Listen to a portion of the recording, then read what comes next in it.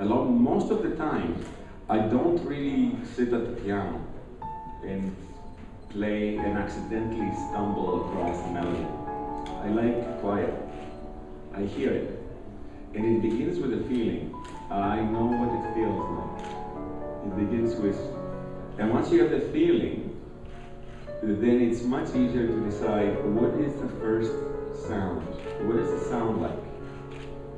Is it going to be a bass note? Is it going to be a flute? Is it going to be a big hit from an symphony orchestra? Is it going to be the Armenian doo-doo? And then you kind of know how fast it should be or how slow. So it starts, it's like pulling a thread.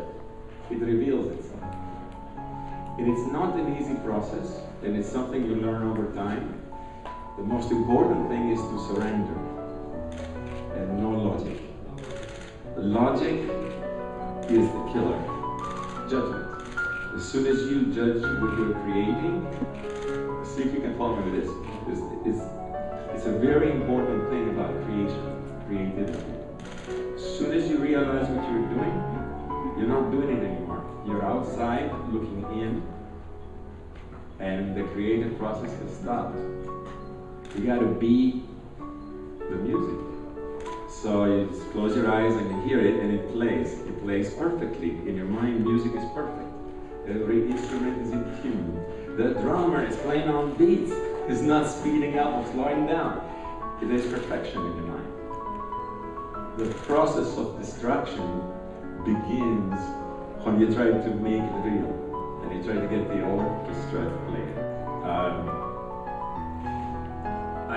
Not a lot of people know this, but whenever we do videos, or I'm involved in the lighting, the camera angles, where the position of the camera is.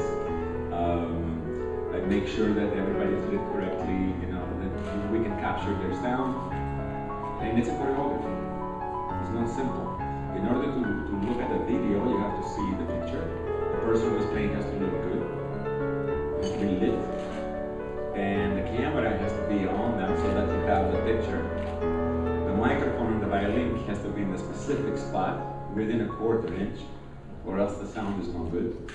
So there's 20, 25, 30 different things that have to happen simultaneously to get a good video. And it takes months of planning, and I spent a lot of years doing it wrong. Sometimes we started a long time ago, especially with acoustic instruments like violins or flutes or and the exotic instruments that I work with. Just learning where to position the microphone and how to do it. And what you will see this time is as the best of what we've learned in the past 20 years of doing this. And I think the sound, from what I understand, the new arena here is beautiful, and the sound is phenomenal. It's a world-class place.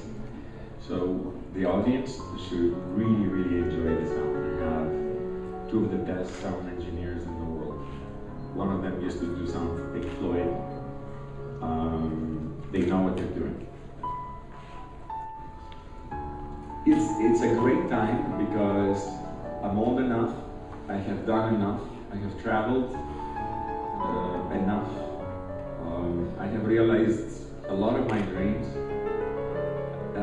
One of the most important thoughts is that I don't feel like I have anything to prove anymore to anyone. This is very freeing.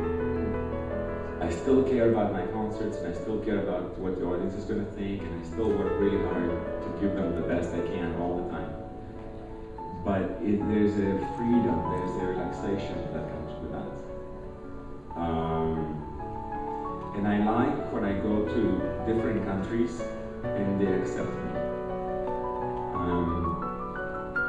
I never forget the Puerto Rican audiences and how amazing they were with me. And they were chanting, and Pepe told me they were going to be the loudest audience in the world, and they were.